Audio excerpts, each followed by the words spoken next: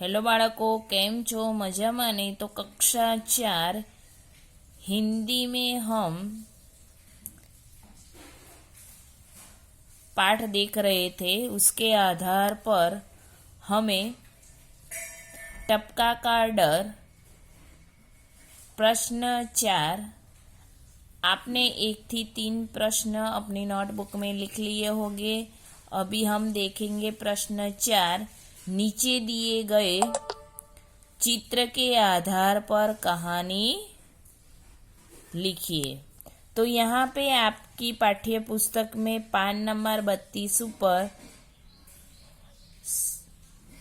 यह आपको चित्र दिखाई दे रहा है। उसके आधार पर आपको कहानी लिखनी है। तो यहाँ के चित्र के अनुसार क्रम में लगाकर आपको कहानी लिखनी है। आपको अपनी नोटबुक में कहानी लिखनी है और यहाँ चित्र के आधार पर देखकर रचनी है। किसी जंगल में एक शेर रहता था। एक दिन वह सो रहा था। तो आपको दिखाई दे रहा है पहला चित्र, जिसमें वो पेड़ के नीचे सो रहा है। उस समय एक चूहा अपने बिल में निकला। ले वहां से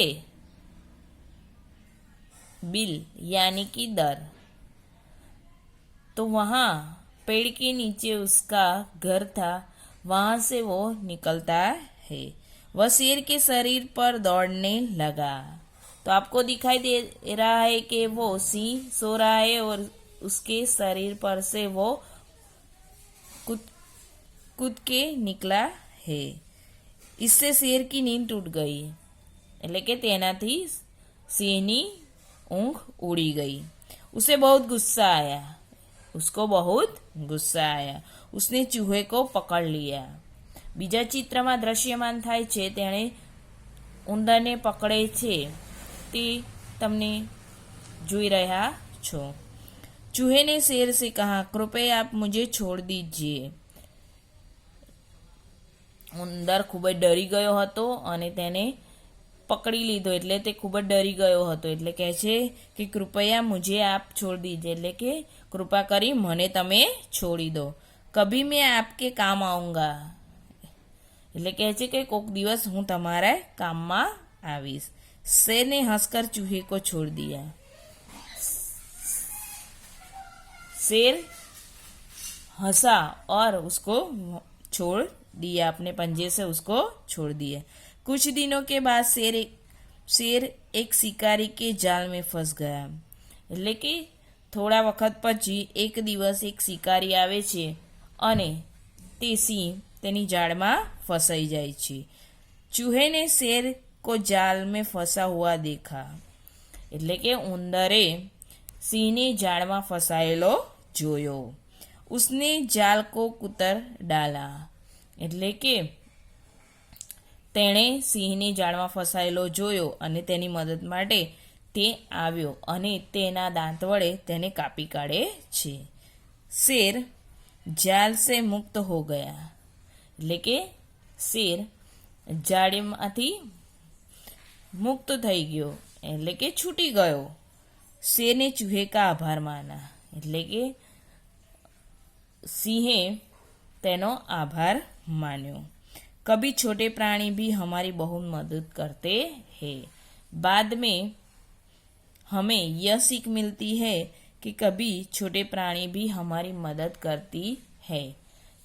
कहेवत છે ને ગુજરાતીમાં કે જ્યાં સોયનું કામ થાય ત્યાં તલવાર શા કામની, એટલે કે जहाँ से सुई से धागा पिरोया जाता है वहाँ तलवार काम नहीं आती।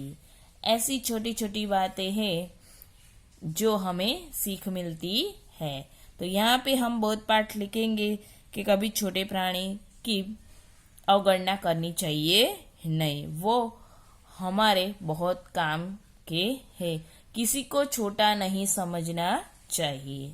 तो बाल दोस्तों, यहाँ पे आपने यह कहानी अपनी नोटबुक में लिखनी है और यह कहानी कहानी को हम यहीं समाप्त करते हैं। हम अगले प्रश्न पर जाते हैं। प्रश्न 5, नीचे दिए गए उदाहरण के अनुसार वाक्य बनाइए। तो उदाहरण है बिल्ली, तो આપણે वाक्य बनाना है बिल्ली या बिल्लियाँ। तो यहाँ पे उदाहरण है कि मेरे घर में बिल्ली है, मेरे घर में बिल्लियाँ है।